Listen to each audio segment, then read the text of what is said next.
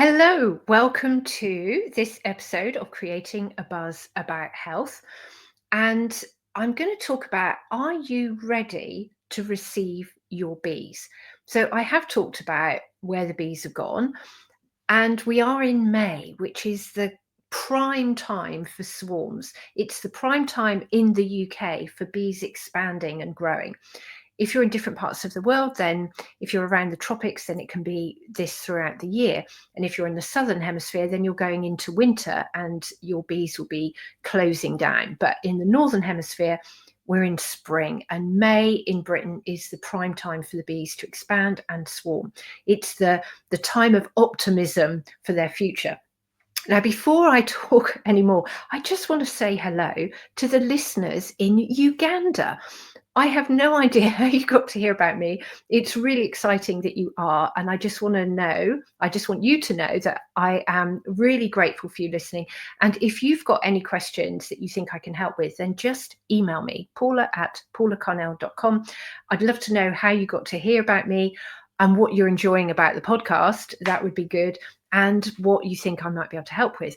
And I do have you in mind with this episode because I had been contacted by somebody, a landowner in Africa, who's having problems with bees and they want to know how to call them in. So what I'm going to talk about is a bit about my work when I work with clients and how I call the bees in, and particularly about the work that I also did on coccus. And it's about making sure you're ready to welcome the bees. And if you've listened to other episodes, you'll know about the dimension that bees live in. And hopefully this will help build up a bigger picture. So in very practical ways, if you are going to start keeping bees, if that is what you want to be doing, you need to be knowing of, do you want to keep bees for a conservation project, or are you wanting to keep bees for the honey?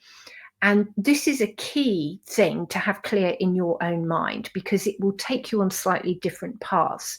And I've actually done a foundation course which covers all of this in detail. It's on my website, and you can then go through the worksheets to make sure that you're ready for keeping bees.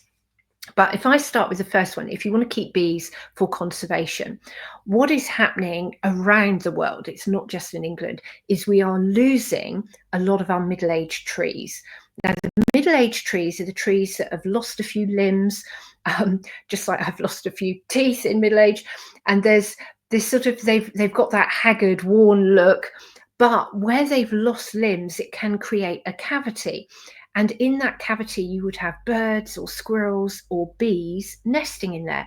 Now, if we lose a whole generation of middle-aged trees, you've lost all that habitat, and it's going to take 50 or 100 years before we get it back again.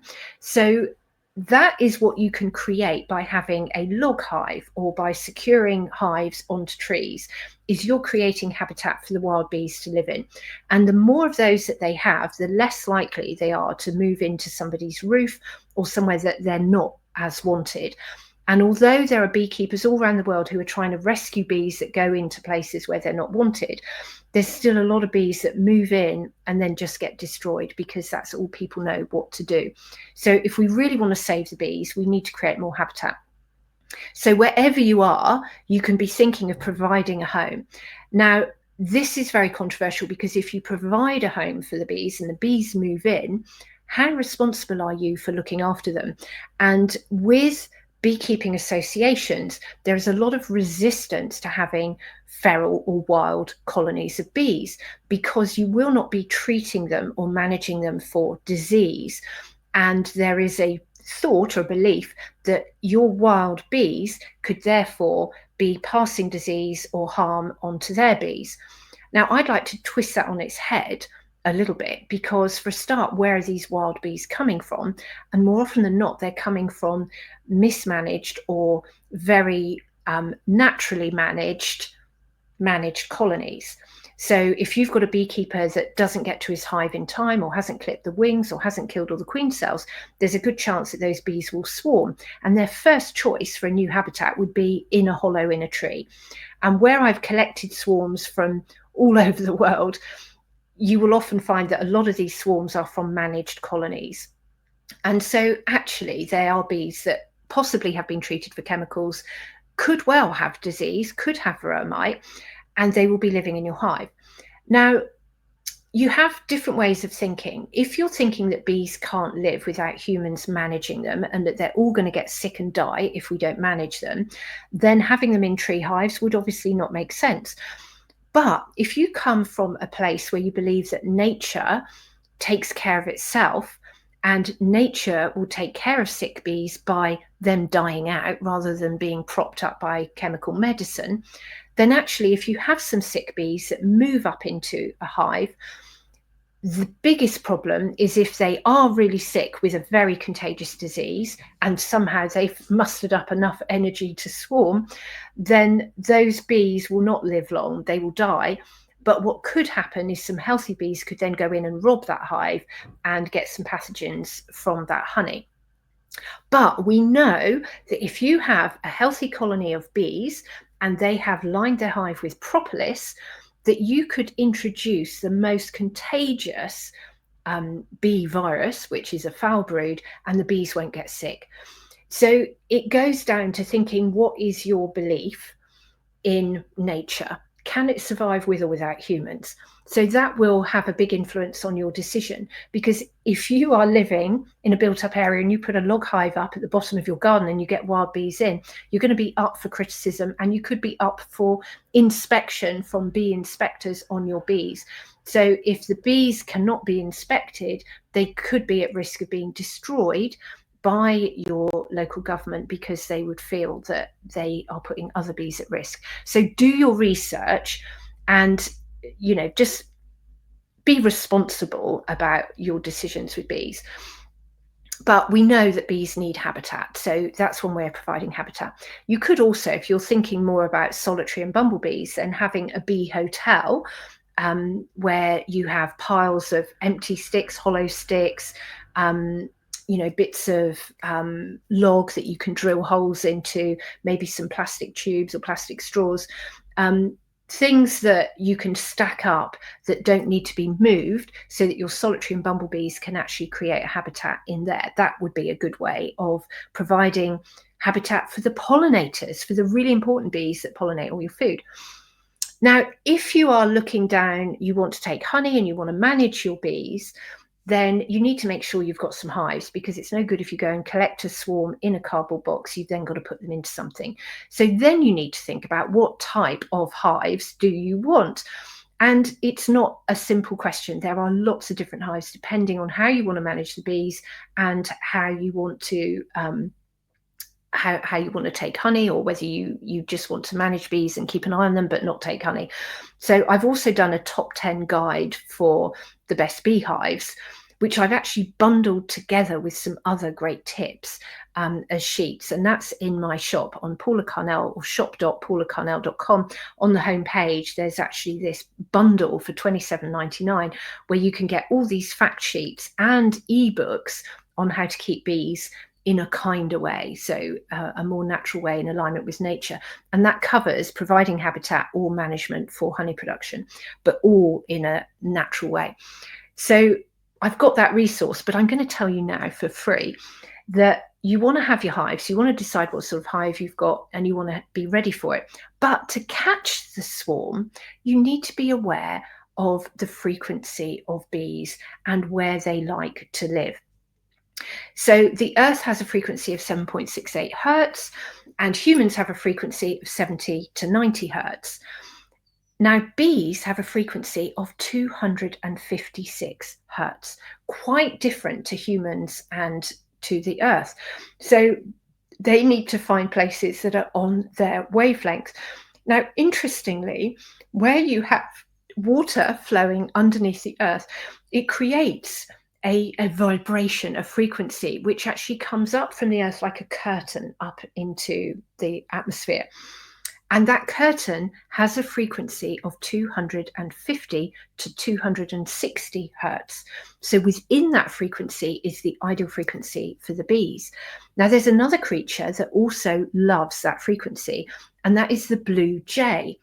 Now, the blue jay will migrate following that frequency line, that energy line. So when we wonder, how do birds know where to go? How do butterflies know where to go? How do bees know where to go? They're all following these pathways, these energetic pathways. And there's hundreds of different types of pathways, and each insect or bird, or even the whales and the dolphins and fish, they all have a different frequency that they follow. So the blue jay will follow that frequency. And the blue jay, when it migrates, it takes acorns and it sows them into the ground along its pathway. So when you look at a landscape and you see ancient oaks that have been naturally sown by blue jays, not put in an avenue by humans to, as an entrance to a grand house, or planted to grow masts for ships. So if they've been sown naturally, and if the oak tree has thrived, then you know it's on that energy line. So this is where the belief that honeybees live on oak trees, that they like to be in a hollow on an oak tree with a south-facing entrance, that's where that belief comes from. Now, I have seen wild bees living in ash trees, in pine trees, in lime trees and oak trees, and with entrances facing whichever. So I've seen north facing, east facing, south facing and west facing entrances to wild colonies. So although there might be an ideal of an oak tree with a south facing, bees are opportunists because they need habitat. So you will find them in all kinds of different situations. So what you can do is tap into this wisdom of nature, and hang a bait hive on an oak tree in the right frequency. And then you will be almost guaranteed to attract a swarm of bees in. Then once they're in the box, let them get settled. And before the box overflows and they swarm again, you can lower the box and then put the bees into your hive. But you do need to follow the 3 feet or 3 miles rule when you move bees, because if you take them down from a tree and you move them just 10 feet away, or even 1 mile away, they will keep flying back to that tree. So you then need to look at moving bees. And I'm sure I've done an episode about moving bees. So if not, then I will have to do one. I'll have a check back. So when I say, are you ready for the bees? These are some practical steps that can help you with the bees. But then there is some self-development steps, because are you ready as a being to have bees in your life? Because they are not just for Christmas. You will have bees for life. They live a long time. A queen can be living for up to 7 years in the wild. And if your bees keep requeening, then you can have bees in the same spot for many years. And once you have bees in a location, that location becomes part of the map of the bees. They know where habitats are, and they will return to that. So you may lose your bees 1 year, but the next year a new swarm will move in. So be very aware and conscious, and prepare properly for where you're going to have your bees. Now, the obvious question is, how do you know where this frequency is? Well, I dowse. So I believe anyone can dowse, but you need to be really tuned in to yourself and to nature to be able to listen to accurate results for what you're asking when you're dowsing. There are dowsing groups and courses all around the world. So have a look at it. You can get some really good books as well. Or you can just ask me to come in and I will dowse your land and tell you where the best places are for bees. So I hope that's helped. Please share it with somebody that you think could do with this bit of wisdom. And thank you very much for listening. And hello, and thank you again to those of you in Uganda. You're my listeners of the week. And until next time, let's keep creating a buzz about health. Thanks very much.